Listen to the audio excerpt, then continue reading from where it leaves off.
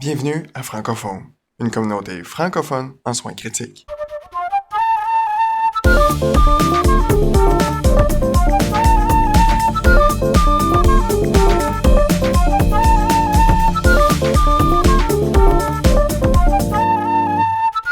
Alors bonjour, bienvenue pour la deuxième partie de ce balado sur l'évaluation préopératoire en urgence. Je suis toujours avec mon collègue Dr Daniel Codd de l'hôpital Santa Cabrini. On va poursuivre aujourd'hui pour la deuxième partie. Rebonjour Daniel. Bonjour Yann. Ça va bien aujourd'hui? Oui, très bien. T'es prêt pour entamer la deuxième partie? Absolument. OK, on parle beaucoup de fonction cardiaque depuis tantôt. Les gens qui nous écoutent commencent à savoir que nous, à Santa Cabrini, avec Dr Ola, on a le CCUS, on est très éco-guidés dans nos approches. Alors justement, quand tu arrives au chevet, puis là, tu as vu les médicaments, tu as fait ton évaluation, tu as regardé le dossier antérieur du patient, tu arrives au chevet avec ton V-scan que tu traînes partout, hein, Daniel? Oui.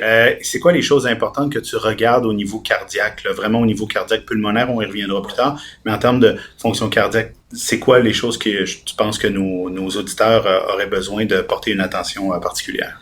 Donc moi, j'ai vraiment changé ma perception de l'évaluation médicale par l'examen physique en général, par l'utilisation de l'échographie.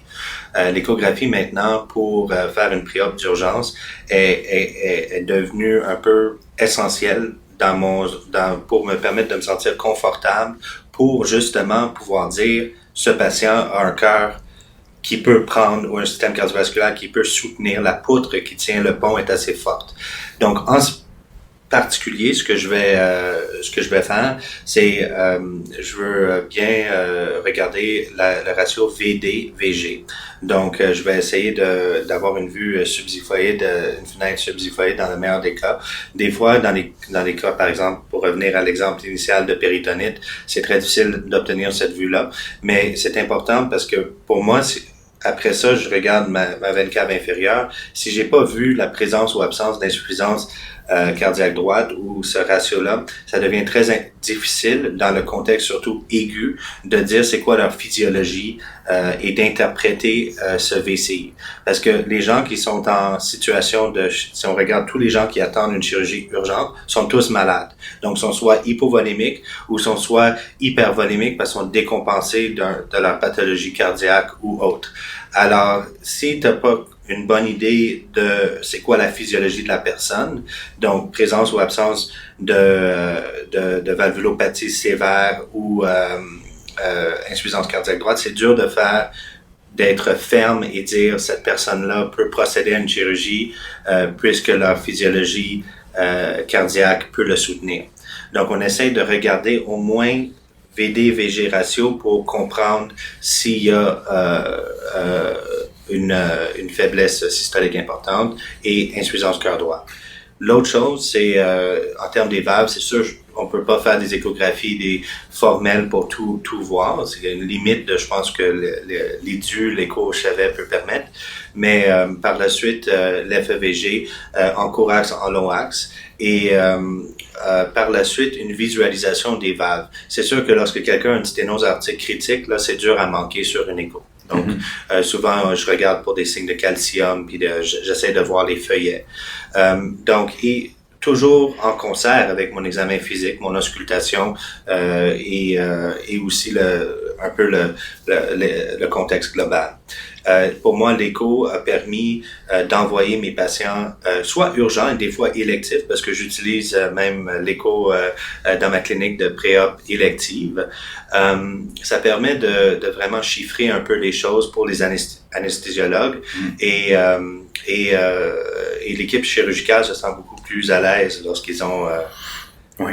On pense souvent que les patients qui vont se faire opérer d'urgence sont souvent déshydratés, mais souvent sont hypervolémiques justement dans le contexte de dysfonction. Puis on sait que par culture, en anesthésie, en salle d'op, ils reçoivent beaucoup de liquide. Alors, ça ne me surprendrait pas que des fois, on est obligé de l'asphyxier des patients, de donner des diurétiques avant même d'aller au bloc pour au moins redescendre un peu dans la coupe de Starling puis laisser de la place, surtout pour l'induction anesthésique, hein, puis surtout l'intubation qui va augmenter l'hypertension pulmonaire. Alors, si vous avez une hypertension pulmonaire de base, ajoutée par l'intubation, ça se peut que votre cœur droit défaille ou, en tout cas, montre des signes de souffrance là, à ce moment-là. Effectivement. Puis en fait, si on se réfère au lignes directives de la Société canadienne de cardiologie, cardiovasculaire, Canadian Cardiology Society, CCS, on peut voir qu'ils disent qu'il y a deux choses qu'il ne faut pas manquer en pré-op.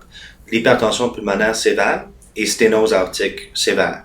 Donc, le reste, c'est sûr que c'est important, mais ces deux pathologies-là ne peuvent pas être manquées. Pourquoi? Parce que beaucoup des anesthésies peuvent dépendre d'une bonne précharge. Alors, moi, si je sais que ces deux conditions-là qui requièrent une bonne précharge et un bon maintien de précharge sont présentes, ben moi, je peux aussi communiquer ça à mes collègues en anesthésiologie, puis on peut se parler pour ajuster notre approche. Donc, des fois, au lieu de faire une rachie, on va faire une épidurale gradée, mitigée. Donc, pour ne pas justement causer comme le choc neurogénique qui survient lors d'une chirurgie neuroaxiale, donc pour pas causer un peu la vasodilatation périphérique. Au moins, elle sera causée, mais elle sera pas aussi définitive ou rapide que si on fait juste injecter une aiguille puis donner notre dose de rachis. D'autres options, des fois, c'est de procéder pour une anesthésie générale, même si un patient a une pneumopathie, par exemple, mais l'anesthésie générale peut être plus hémodynamiquement stable si on a une hypertension pulmonaire sévère ou encore une sténose aortique sévère, c'est parce qu'elle est plus facile à calibrer. Mm-hmm. J'ajouterais pour terminer au niveau cardiaque, naturellement, dans l'évaluation, vous regardez si vous n'avez pas un épanchement péricardique aussi, là, s'il y a quelque chose qu'on doit aller drainer pour faciliter la fonction myocardique. On reste dans l'échographie. J'aimerais ça maintenant qu'on passe au niveau de l'évaluation pulmonaire. Alors, ça serait quoi tes points importants, tes red flags, tes drapeaux rouges, là, comme on appelle en français, par rapport à l'échographie pulmonaire? Qu'est-ce que tu vas regarder avec ton échographie pulmonaire pour potentialiser ton patient avant la chirurgie en urgence? Ouais, c'est sûr, si on parle dans un contexte traumato ou un contexte pertinent, le lung sliding devrait être évalué. C'est sûr que l'écho, je trouve, c'est une excellente manière aussi de faire une extension de notre compréhension de la volémie du patient, parce qu'on peut aussi regarder l'espace pleural. Donc, si on voit qu'il y a des épanchements pleuraux chez un patient qui est déjà connu cardiaque, ça nous donne encore plus de confiance pour dire peut-être à nos collègues en anesthésie, OK, donnez pas trop de volume intra, on va déjà aller vers une orientation sec et non volémique. Et non apport volémique. Donc, comme tu disais, Yann, souvent les patients sortent, ils sont déjà 5 litres positifs de leur bloc opératoire, et là, ça prend 5 jours pour chaque litre de positivité pour leur remettre dans leur état volémique. C'est des situations qu'on veut essayer d'éviter. L'autre chose au niveau pulmonaire, peut-être pas par l'écho. Donc, je peux parler aussi dans mon approche. C'est comme avec le concept initial que je disais, il faut vraiment comprendre tout le contexte du patient. Donc, il faut vraiment comprendre s'il y a un historique présent ou ancien de tabagisme, la présence ou ancienne maladie asthmatique, donc même juvénile, c'est important à savoir. Clairement, la radiographie pulmonaire en urgence, elle est essentielle. Donc, tout le monde devrait avoir une radio pulmonaire pour justement évaluer le parenchyme, voir s'il n'y a pas une maladie interstitielle, parce qu'on oublie souvent que les patients qui ont des maladies obstructives ont souvent un tableau mixte et peuvent développer aussi une maladie interstitielle. Et c'est ça aussi qui peut contribuer, là, surtout les plus emphysémateux là, avec le temps, ça peut mener à des hypoxémies assez importantes en post-op. Donc, c'est pas juste quelque chose qui se traite par bronchodilateur ou par cortisone. Il y a aussi un élément intrinsèque qui affecte et permanent qui affectera ce patient. Donc, c'est pour ça que c'est important de bien regarder la radio pour comprendre aussi le contexte du patient. Oui, l'extubation va être reliée souvent à ça, la difficulté d'extuber le patient. Puis, j'aimerais revenir sur, quand on parlait de l'échographie au niveau, tu parlais de l'échographie pleurale. Ça m'est arrivé souvent, puis probablement que ça a été arrivé aussi, lorsqu'un des patients arrive, puis ils ont une mauvaise fonction cardiaque, ils arrivent avec des épanchements pleuraux, c'est pas mal de les drainer avec des pigtails rapidement, parce qu'il faut comprendre que quand on va les intuber, ça va faciliter le travail de l'anesthésiste. Puis pour le post-op, après, si tes drains sont déjà en place, justement, tu parlais d'un 5 litres en 5 jours, on n'est plus à l'époque où est-ce qu'on pensait que trop de liquide, c'était pas grave, on sait maintenant les dangers de l'hypervolémie, alors de potentialiser ton patient pour bien tolérer l'extubation, bien tolérer l'intubation, la ventilation, de mettre des drains. Je me souviens d'un patient, c'était pas une chirurgie, mais c'était un patient que j'ai envoyé en choro, il était incapable de se mettre en décubitus dorsal. Il a fallu le drainer, là, il y avait 2 litres de chaque côté. C'est un peu la même chose en chirurgie, si on veut même, ne serait-ce que d'améliorer le retour veineux, si on diminue la pression thoracique. Là. Puis l'exemple que tu donnes pour la choro, on peut dire que c'est pas une chirurgie, mais c'est très semblable. Le concept, c'est semblable. On envoie quelqu'un pour une procédure et justement, la même chose arrive au bloc. Là. Vous savez, ils mettent un patient à plat et même si c'est une chirurgie de cheville, des fois, s'ils sont mis à plat, puis ils se mettent à désaturer parce qu'ils avaient ces 2 litres bilatérales d'épanchement pleural qui n'ont pas été drainés, ben ça peut mener à une intubation pour une chirurgie qui nécessitait aucune intubation. Mm-hmm. Donc, ça, c'est un autre exemple aussi de ce qu'on peut dire lors du pré-op, c'est de reconnaître le risque et de gérer le risque. Ouais. Donc, plus tu reconnais ton risque en pré-op, plus tu es capable de savoir, OK, ça c'est une faiblesse, ça c'est une faiblesse, ça c'est une faiblesse, plus tu es capable de des fois, on peut pas tout enlever, on peut pas tout guérir en 2 heures et même en 2 mois, si on a 2 mois d'attente pour notre chirurgie, mais on peut au moins modifier notre approche. Excellent. Fait que globalement, au fond, notre approche échographique, c'est toujours la même affaire. C'est une manière de potentialiser notre volémie, s'assurer que le patient est plus optimal. Question de volémie, pour terminer, notre dernier point que j'aimerais parler avec toi, c'est l'hémoglobine. Donc, les culots, la valeur d'hémoglobine. On le sait qu'au fil des années, on est devenu de plus en plus conservateur dans l'approche de transfusion de patients. Bon, c'est sûr qu'on va avoir des chirurgies de traumato qu'il faut garder un volume circulant de bonne qualité en termes de sang, mais pour la plupart des autres patients, les patients qui ont connu avec l'anémie ou qui ont un peu de saignement, par exemple, je sais pas, c'est un cancer du côlon, une perforation, c'est quoi ton approche par rapport à l'hémoglobine, aux transfusions, puis parce qu'on est toujours dans un contexte de pré-op, donc qu'est-ce que tu fais avec une hémoglobine basse? C'est quoi ton approche? Puis est-ce que tu as des valeurs que tu te donnes ou tu y vas vraiment en fonction du patient? Donc, là encore, on avait le fameux trick trial où ce qu'on disait c'était 70 pour tous les gens, peu importe leur comorbidité, 90 pour les gens qui avaient des comorbidités cardiovasculaires connues. Le trick trial regardait, c'était un contexte de soins aigus, pas un contexte nécessairement de chirurgie en tant que tel, puis c'était des personnes un peu plus jeunes, on peut dire, s'il y avait un certain contexte, les gens disaient, ont remis en question la validité de cette étude-là pour plusieurs raisons. Mais ces chiffres-là sont toujours ancrés un peu on peut dire, dans la communauté médicale. Tout le monde, lorsqu'il voit un hémoglobine en bas de 90, chez un patient qui est connu MCIS, qui s'en va pour une chirurgie, on a tendance à vouloir transfuser. OK? Mais la question à savoir, c'est est-ce qu'on est en train de faire la bonne chose? Et là, il y a des études par la suite qui sont sorties, notamment la fameuse étude de Barcelone, où ce qu'on regardait les saignements gastro-intestinaux. Mm-hmm. Et on a vu qu'une approche restrictive envers la transfusion menait à des mortalités diminuées.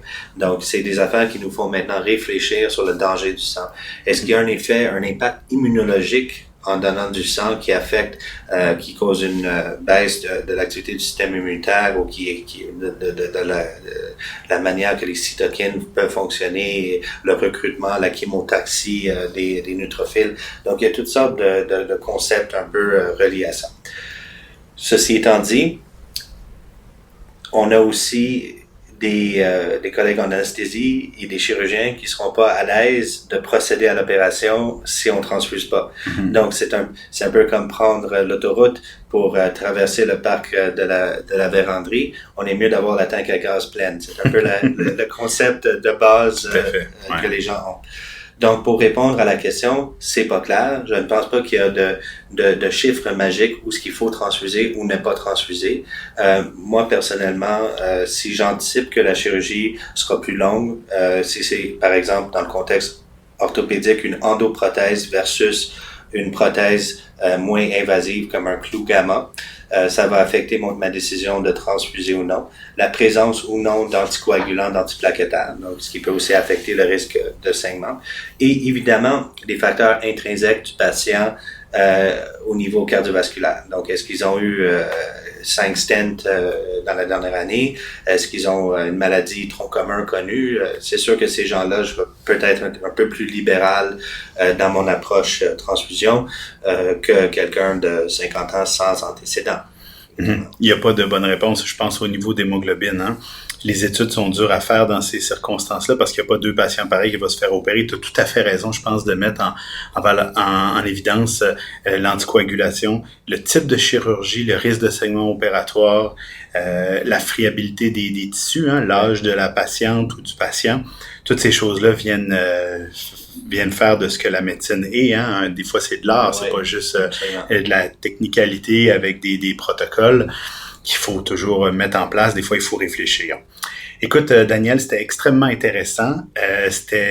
J'ai appris plein de choses à ton contact, comme d'habitude. J'espère que nos auditeurs ont apprécié ce balado-là. Si vous avez aimé le balado, n'hésitez pas à le partager à tous vos collègues qui aiment les soins critiques, urgentologues, médecins de soins intensifs, infirmières, inhalos. Tout le monde, ça peut toujours servir. Vos collègues anesthésistes et chirurgiens aussi. Hein, c'est pas une mauvaise idée de voir l'opinion des autres penchants de la médecine lorsqu'on opère un patient. Alors, je voudrais te remercier, Daniel. C'était très, très, très agréable de t'avoir reçu aujourd'hui. Merci beaucoup. Ça a été mon plaisir. Je vous remercie d'avoir été avec nous aujourd'hui. N'hésitez pas à venir sur le site du Francoforum ou sur Facebook, voir nos balados sur les chaînes habituelles, YouTube, Spotify, iTunes. À la prochaine. Merci.